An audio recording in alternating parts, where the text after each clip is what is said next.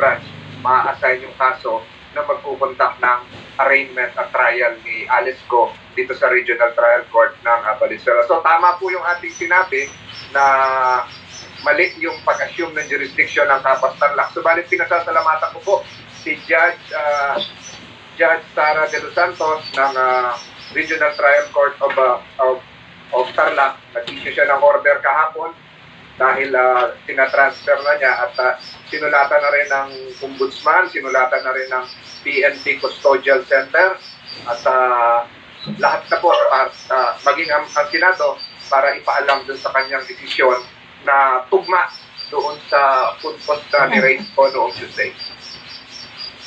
Sir, mayan po ito from TV5. Sir, for soundbite lang, bakit nga ho ba, ano po yung naging basihan? Bakit po naging Valenzuela? Oo nga daw. Thank you. Pakikinig daw kay Tol. Ate Liz, naka-on. Sorry, Tol. Po. Sige, sir. Sangayon po kasi sa Republic Act 1060, ang isang opisyal, lalo ang mayor, salary grade 27 and above, hindi pwedeng sampahan ng kaso doon kung saan judicial region siya nag-uopisina. So ang Tarlac ay Region 3, hindi siya pwedeng sampahan doon dahil meron pa siyang influensya. Lalong-lalo na dito kayo sa sitwasyon ni Alice Go, siyempre kanya yung vice mayor, kanya yung mga konsyal, kanya yung mga kapitan doon sa Pamban. So may influensya pa siya doon sa area. Kaya ang batas na ginawa ay dapat ilipat doon sa pinakamalapit na judicial region. So kinumpute ko nga yan, medyo malayo ang Nueva Vizcaya, sabi nga mid-death threat siya, kasi from Manila to Quezon City to Nueva Vizcaya, malayo-layo yan, Payumbong. Ang hindi rin pwede ang Pangasinan kasi na-involved na yung allegedly boyfriend niya doon na mayor. So ang pinakamalapit ay Valenzuela. So pinakita ko po yung mapa sa hearing noong Martes na sinabi ko Valenzuela. So napatunayan tama tayo na para walang influensya si Alice Go sa Tarlac Regional Trial Court ay ilipat sa Regional Trial Court ng Valenzuela. Pero binabasa ko po itong order ng judge ng Kapas. Apparently dito sa laman ng order niya ay nakalagay po dito na siya ay nag-inquire din siya sa Supreme Court kung saan talaga dapat i-file.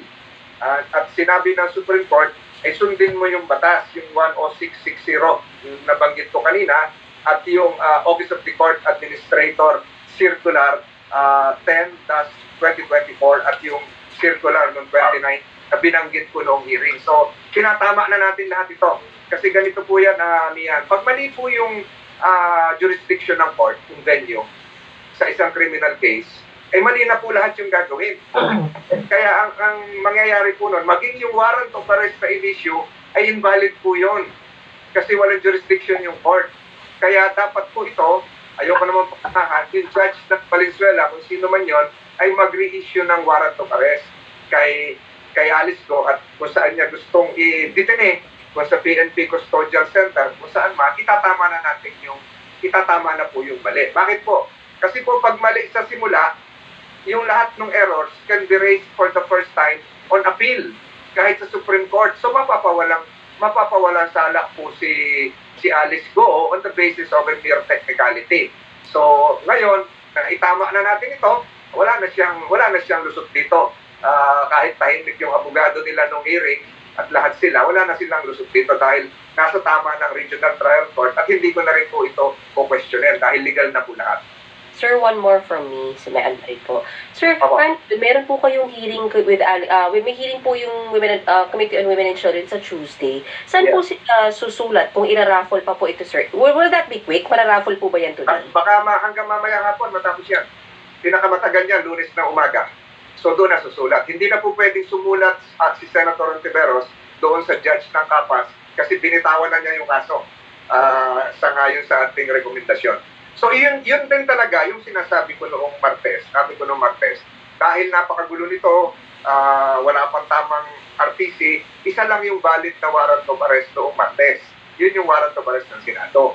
Kaya sinasabi ko, pansamantala, dito muna ikulong si Alice Go kasi invalid na lahat. Ngayon, tinatama na ito, baka makorek ito mamayang hapon, mag-issue ng order ang judge ng RTC Valenzuela, kahit oral order, tama na po yun. So, ang atin po, itinama lang po natin yung proseso. At nagpapasalamat po ako sa judge ng RTC Branch 109 ng Capas dahil sinunod na po niya ang tamang proseso. Salamat po kay RTC Judge De Los Santos. Sir Ninfa po. Ay guys, sorry. May magtatanong. Sir, so yung court po, kusa niya took cognizance of Yes. the issues that you raised. Hindi niyo Yes. kinailangan mag-file ng motion. Hindi ako party sa case, pero kung hindi kikilos, baka nag-file na ako. Ito yung wherefore nung order ni Judge sa Capas. Wherefore, upon further research and consideration, based on the This is TPN Breaking News. Hi, I'm Mark, your anchor for today. based on the foregoing premises, let the present cases be returned to the Executive Judge of Capas Tarlac, Honorable Judge Leo Haban, for his appropriate action in accordance with the Office of the Court Administrator circular. Tapos nakalagay doon sa huli, accordingly, the scheduled arraignment and pre-trial on September 13, 2024 at 1:30 in the afternoon, mamaya, is cancelled. So ang ginawa ng Executive Judge, sinorward naman niya doon sa Executive Judge ng Valenzuela. So si Valenzuela mag-a-assume ngayon ng jurisdiction, which is the correct and proper procedure to do. Opo, and then, sir, habang, sir, kasi nga po, kung nasa Valenzuela na, ira-raffle na, hindi po ibig sabihin ay pakakawalan si Alice Guo. Hindi po, Dito pa rin po siya. Opo. Hindi po. So, ang ginawa natin, tinama lang natin mali. Kasi, pag ito ay tuloy-tuloy na mali, anytime pwede mag-habeas file ng petition for habeas corpus si Alice Guo, laya siya.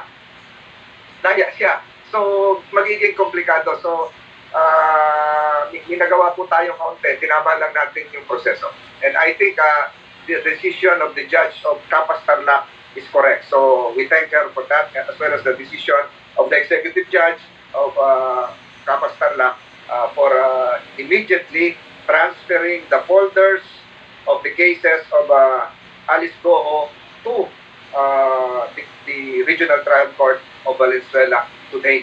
So ngayon, palagay ko nakarating na o mga alauna nandun na yun. Para sa hindi naman po kinwestiyon ng company mayor yung jurisdiction ng Capas Tarlac. In fact, hindi nga po nag-file ng piyansa. But anyway, sir, pwede pong sa inyo, sir, magaling na habang ito po ay hinihintay na i-raffle off sa Valenzuela, ano po ang status ni Mayor Go? Saan siya? Paano yung kanyang situation? Mananatili po ba sa Mananatili muna siya sa PNP Custodial Center. Hindi naman siya pwedeng basta pakawalan kasi may mga iba pa siyang kasong hinaharap at pinoprocess pa siya. Pero ito, kung hindi natin na itama ito, una, mali yung venue, which is jurisdictional in criminal law. Pangalawa, magiging invalid yung warrant of arrest. Pangatlo, baka yung mga pulis natin makasuhan pa ng unlawful arrest. So ngayon, inayos na natin. Magiging legal na po lahat. Thank you po, sir. Thank you. Wala na siguro tanong? Sir Victoria. Sir, ay, sige. Okay lang. Sorry. Sorry. Good morning, ma'am. Hi sir, good morning. Sir, isa lang. Di ba kasi si Mayor Go ay dinismiss na ng ombudsman. So covered pa rin ba siya nung Covered. Act 10660? Covered kasi the mere fact of dismissal will not immediately remove the concept of undue influence. Kung babasahin niyo yung debate noon ni Senator Ed Angara at Senator yung matandang pinagda, yun yung pinag-uusapan nila. Ang gusto natin i-prevent dito ay yung influence. Baka ma-influensyahan yung husgado kasi nag-mayor doon. Hindi, alam mo, na-dismiss siya ilang araw lang tapos na-file na ng kaso, nandun pa yung influence. Kaya yung sinabi ko kanina, nandun pa yung mga galamay niya, nandun pa sa Tarlac, influential pa siya doon, malaki pa yung property niya. Kung nakikita niya sa social media, nagpapasalamat pa sa kanya yung mga kababayan niya, kanya lahat yung mga opisyalis pa, yung vice mayor niya yun yung mayor, so nandun pa yun. So yung dismissal is not a ground for, her dismissal is not a ground for assumption of jurisdiction of the Capas Tarlac. At nandun nato sa order nakalagay doon ng sabi ng Supreme Court na court administrator, sundin mo lang yung nakalagay, hindi ganito kasi yung Victoria. Hindi naman nakalagay sa batas na dismiss mayor o incumbent mayor, yung mayor eh. So, walang distinction yung batas. Kaya, ang maliwanag dito, nawala yung influensya. Hindi na siguro niya kayang influensyahan ang RTC Valenzuela. Thank you, sir. Thank you. Anything more? Sir, hindi kaya, sir, tangali, Marlon Ramos, sir. Marlon? Sir, hindi kaya later on, baka yung kampo naman ni, di ba yung danger ng kampo naman ni Alice Guo magsasabi, baka ma-influensyan yung Valenzuela RTC dahil taga dun si Senwin. Wala na yun siguro. Hindi immaterial na yun. Yung mga judges natin ang influence na pinag-uusapan dyan ay yung influence ng akusado. So, I think our judges would be more keen on exercising the canons of the judicial canon. So, wala ko nakikita ganon. In fact, kung makikita nyo sa records, nung araw, nagkaroon din nata ng maliit na property nung bata pa sila, nagkaroon din ng maliit na property si Alice Guo dun sa area na yun. Sir, don't you think, kasi may binanggit din si SOJ last time, don't you think dapat sa Sandigan na i-file tong kaso? Hindi, maliwanag kasi yung maliwanag kasi yung batas na yung mga kaso sa Sandigan ay yung provincial governor, city mayors, etc. Pero nagkaisa kami ng opinion ni Secretary Remulla na walang jurisdiction ang Kapastan lang. At nakita nyo naman sa hearing, sinabi ng Undersecretary na pag mali ang assumption of jurisdiction, invalid yung warrant of arrest. Kung natatandaan nyo, nagpa-recite pa tayo ng konti doon. Thank you, Sen. Salamat. Wala na siguro. So siguro, abangan nyo na lang saan narapol sa Regional Trial Court of Valenzuela, anong branch, at yun na yung tamang proseso. Salamat, sir. Thank you Thank you, po. sir. Ayan, sir. Thank you, sir. Thank you, sir. Sir, hindi kami ng copy. Thank you po. Ay, teka pa. Ipapadala po natin, sir. Oo, yan. Una We will nyo, send po. papadala We will na send the document po. Padala na lang, sir. Opo. sige. Thank you. Thank you, sir. Thank you, sir. Thank you po. Thank you. Weekend, sir. Bye.